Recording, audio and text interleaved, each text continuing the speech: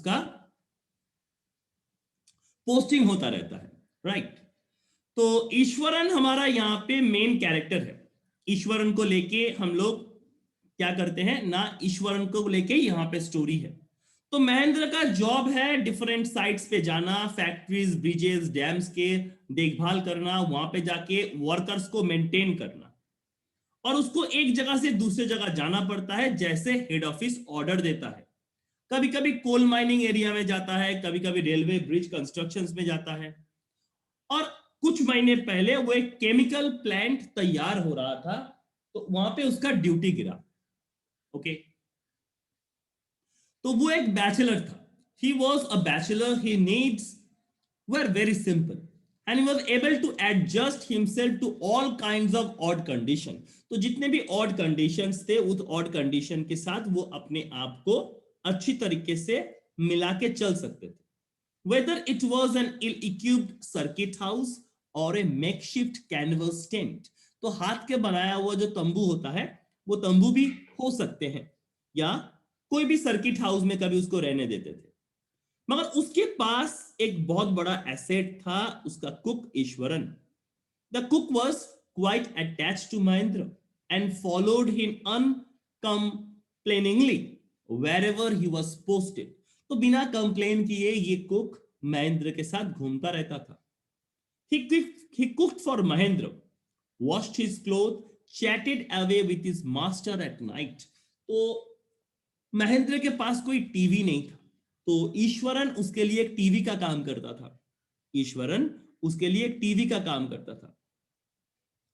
तो ऑटोमेटिकली हम लोग यहां पे देख रहे हैं कि ईश्वरन महेंद्र का कपड़ा धोना, खाना बनाना, सारा चीज वो करता था, और रात को बैठ के उसको डिफरेंट टाइप्स ऑफ सब्जेक्ट्स के ऊपर स्टोरी भी सुनाता था, राइट। तो ईश्वरन के पास एक अमेजिंग कैपेसिटी था। Eswaran also had an amazing capacity to produce vegetable and cooking ingredient seemingly out of nowhere in the middle of dissolute lands place with no shops visible for miles around. तो actually ये construction sites जहां पे होते हैं वहां से आपका market बहुत दूर होते हैं। तो ईश्वरन के पास वो कैपेसिटी था कि वो उस जगह पे भी कुछ कुछ वेजिटेबल्स को उगा सकते थे।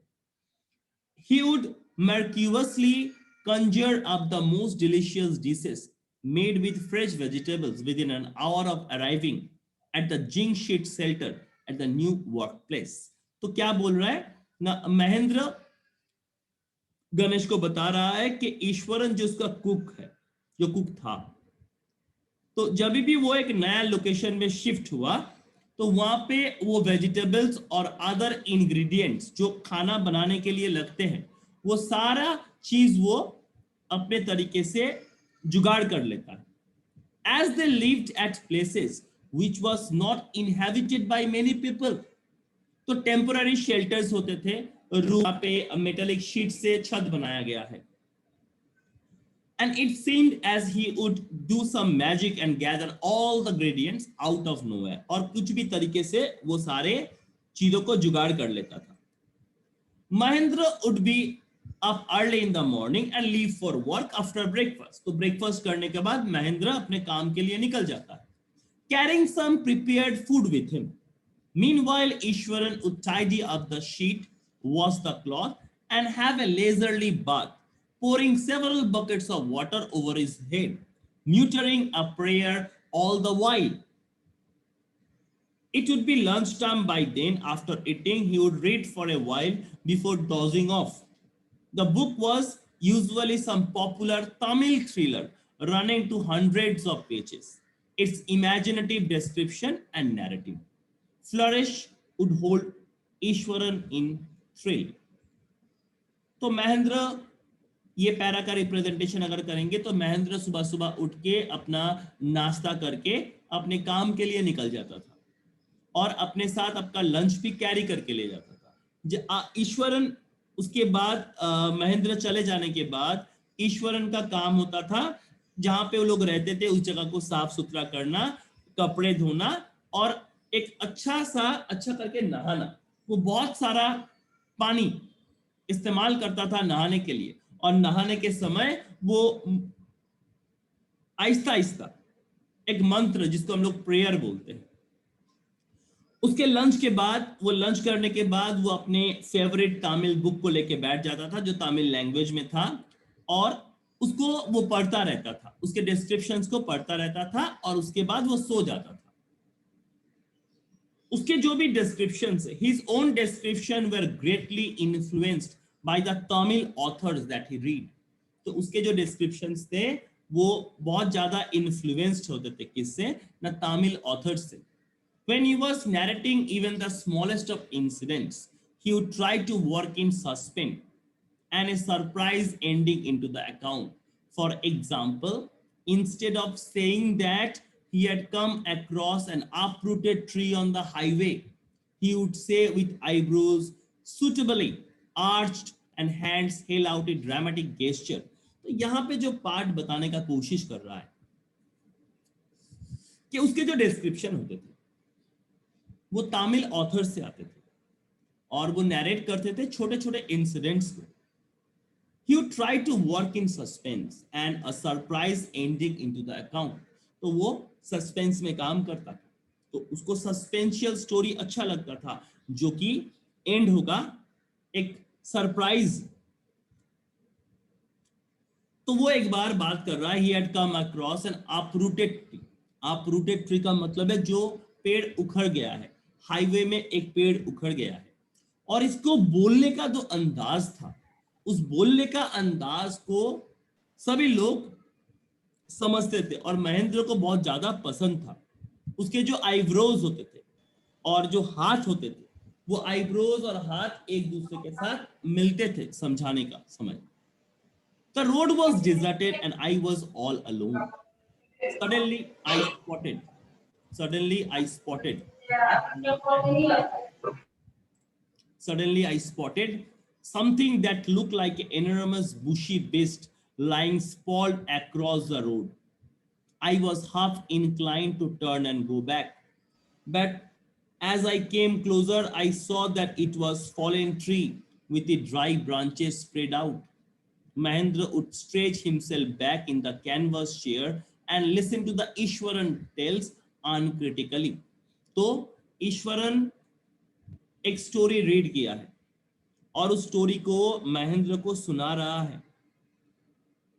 महेंद्र कलेक्ट किया है, एक स्मॉल इंसिडेंट के बारे में बोल रहा है जहां पे सस्पेंस और सरप्राइज दोनों मिले हुए हैं, और ये सुनने वाले के लिए बहुत ही इंटरेस्टिंग लगता है। वो एग्जाम्पल देते हैं, तो instead of saying that he was walking down the highway, he came across a tree which had broken and had fallen on the road. तो ये जो पार्ट है, एक ट्री हाईवे के पास पड़ा हुआ है, हाईवे के पास पड़ा हुआ है, और इसे बताने के लिए जिस चीज का इस्तेमाल करते हैं, वो जिस तरीके का इस्तेमाल करके वो बताता है, वो बहुत ही अलग तरीके का था, वो बहुत ही अलग तरीके का था।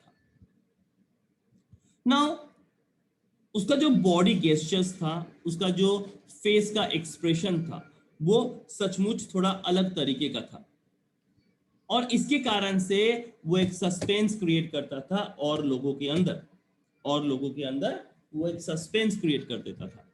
नाउ तो एक दिन उसने कहा कि एक बहुत बड़ा पेड़ रास्ते में पड़ा हुआ था। As he walked ahead, his mind was telling to turn and go back. As he reached closer, तो जब वो उसके पास पहुंचा, उसके दिमाग ने कहा कि आगे मत जाओ और वापस चले जाओ, क्योंकि एक बड़ा सा ट्री रास्ते में गिरा हुआ था जिसके ब्रांचेस एक दानव की तरह था। Mahendra says that his talent of Ishwar, कि एक सिंपल स्टोरी को वो इतनी अच्छी तरीके से बना के लोगों को सुनाता था, इसके कारण से महेंद्र उसको बहुत ज्यादा पसंद करते थे। Okay, now Although he knew that some of the stories were not true, Mahendra जानता था कि इसमें से आधा स्टोरी सच नहीं है, बट जिस तरीके से वो सुनाता था महेंद्र को अच्छा लगता था सुनने में, क्योंकि महेंद्र के पास कोई टीवी नहीं था, तो ईश्वरन ही उसके लिए एक टीवी था। तो नेक्स्ट पैरा में हम लोग चलते हैं, जहां पे बता रहा है the place I came from is famous for timber. Eswaran बता रहा है कि जिस जगह से मैं आया हूं वो जगह टिम्बर के लिए बहुत ही मशहूर था। Eswaran would begin, this is a richly wooded forest all around. तो उसके चारों ओर आसपास बहुत सारे फॉरेस्ट थे, और उस फॉरेस्ट में एलिफेंट्स आते थे। तो एलिफेंट्स का काम क्या था, ना लकड़ी को एक जगह से दूसरे जगह ले जाना। They are huge well fed beast, when they turn wild even the most experienced mahut is not able to control them। तो जो मोस्ट एक्सपीरियंस माहूत थे, जो लोग एक्चुअली कंट्रोल करते हैं एलिफेंट्स को, उनको माहूत कहते हैं। तो they are huge well fed beast, when they turn wild even the most experience mahout is not able to control them. जब ये बिगड़ जाते थे ये हाथी, तो इनको जो उनके ट्रेंड माहूत होते थे, जिनको कंट्रोल करते थे, वो भी उनको काबू में नहीं कर पाते थे। तो एक स्टोरी इसी एलिफेंट को लेके इन्वॉल्व हुआ है। एक दिन एक टस्कर, टस्कर मतलब क्या बोल सकते हैं, एक elephant, from the timber yard. तो टिम्बर यार्ड मतलब है जहां पे लकड़ी का गोदाम है, उस लकड़ी का गोदाम से एक elephant began to roam about, stamping on bushes, tearing up wild creepers and breaking branches at will। तो ये जो एलिफेंट है ये थोड़ा पागल हो गया है, और ये अपने पैरों तले बहुत सारे पेड़ों को रौंद रहा है, जितने भी ब्रांचेस थे उनको उखाड़ के फेंक रहा है। ईश्वरन ने कहा, you know sir how an elephant behaves when it goes mad. क्या आप जानते हैं जब एक एलिफेंट, एक हाथी पागल हो जाता है तो उसका बिहेवियर कैसा होता है। Eswaran would get so caught up in the excitement of his own story that he would get up from the floor and jump about, stamping his feet in emulation of the mad elephant। और उसके पास जो भी आता था वो अपने पैरों से उसको हिट करता था। तो यहाँ पे अगर मैं सिंपल हिंदी में इसको कन्वर्ट करूं तो एक दिन एक एलिफेंट उस लकड़ी के गोदाम में काम कर रहा था। काम करते करते अचानक वो फॉरेस्ट की तरफ रुख मोड़ लिया, और उसके सामने जो कुछ भी आया उसको क्रश करते हुए वो आगे बढ़ रहा था। क्रीपर प्लांट्स को, ब्रांचेस को तोड़ मड़ोड़ के आगे बढ़ रहा था। Eswaran asks Mahendra whether he knew how a mad elephant behave। क्या वो जानता है एक पागल हाथी कैसे बिहेव करता है। In order to make his story more effective, इस और भी अच्छी तरीके से स्टोरी को बनाने के लिए कभी कभी ईश्वरन खड़ा हो जाता था और एक जगह से दूसरे जगह कूदता था और दिखाता था कि किस तरीके से उस हाथी का एक्शंस को। The elephant reach the outskirt of the town. Outskirt का मतलब है आउटर एरिया, गांव का जो आउटर एरिया है उसको हम लोग आउटस्कर्ट्स बोलते हैं। फेंसेस, फेंसेस मतलब जहां पे आप जो लकड़ी का बैरियर देते हैं उसको फेंसेस बोलते हैं। और उस फेंसेस को हाथी एक मैच स्टिक्स की तरह तोड़ दे रहा है। एंड ही वुड कंटिन्यू, और वो मेन रोड्स में सारे दुकानों को, सारे फ्रूट सेलर्स को स्मैश करते हुए, जितने भी मिट्टी के बर्तन के दुकान थे उनको तोड़ते मरोड़ते हुए वो आगे बढ़ रहा था। People ran helter skelter in panic. तो लोग इधर से उधर, उधर से इधर दौड़ रहे थे। अब ये हाथी एंटर किया एक स्कूल ग्राउंड में जहां पे बच्चे खेल रहे थे। उसने उस दीवार को भी तोड़ दिया। सब बच्चे डर के मारे क्लासरूम के अंदर चले गए और दरवाजा को बंद कर दिया। और ये दानव जैसा हाथी वो सारे फुटबॉल ग्राउंड पे घूम रहा था। ग्राउंड में जो फुटबॉल पोस्ट था उसको उखाड़ के फेंक दिया। इसके अलावा वॉलीबॉल का जो नेट था उस नेट को tore up, इसका मतलब है तोड़ दिया, tearing up. Kicking and flattening the drum kept for water. तो जो ड्रम था, एक पानी पीने का ड्रम था, उसको लात मार के गिरा दिया. कुछ छोटे छोटे पेड़ थे, उनको अपरूट, अपरूट का मतलब है उखाड़ देना. तो meanwhile all the teacher had climbed up to the terrace. सारे टीचर्स छत पे चले गए, स्कूल बिल्डिंग पे छत पे चले गए हैं. From that helplessly watch the depredation of the elephant. तो डिप्रेडेशन का मतलब हुआ अटैक करना. कोई चीज जब आपको अटैक करते हैं तो हम लोग बोल सकते हैं depredation. There was not a soul below on the ground. तो यहाँ पे कोई नहीं था, पूरा स्ट्रीट्स एम्प्टी था. as if the inhabitants of the entire town had suddenly disappeared. तो जैसे लग रहा था सारे सारे जो लोग हैं वो disappeared हो गए हैं, कोई कहीं पे नहीं है, सारे लोग छुप गए हैं. ये रहा उस हाथी का पिक्चर. मैं तब जूनियर क्लास में पढ़ रहा था एट दैट टाइम, और पूरा ड्रामा को मैं छत से देख रहा था. ईश्वरन बता रहा है, I don't know what came over me suddenly. मुझे पता नहीं मुझे क्या हुआ. मैंने एक छड़ी को पकड़ा. I grabbed a cane from the hands one of my teacher. तो एक टीचर के हाथ से मैंने एक छड़ी को पकड़ा. And ran down the stairs into the open. और सीढ़ियों से नीचे आ गया, सीढ़ियों से नीचे आके खुले में चला गया. The elephant grunted and menacingly slung a branch of tree which is held in his trunk. तो उसके ट्रंक में एक ब्रांच था, उस ब्रांच को उसने मेरे तरफ फेंका. It stamped its feet, kicking up a lot of mud and dust. और जब उसने पैर पटका तो बहुत सारा धूल उड़ा. It looked frightening. मेरे को डर लगने लगा था. बट मैं आहिस्ता आहिस्ता मूव किया उस स्टिक को लेके हाथ में. सब लोग मेरे को देख रहे थे.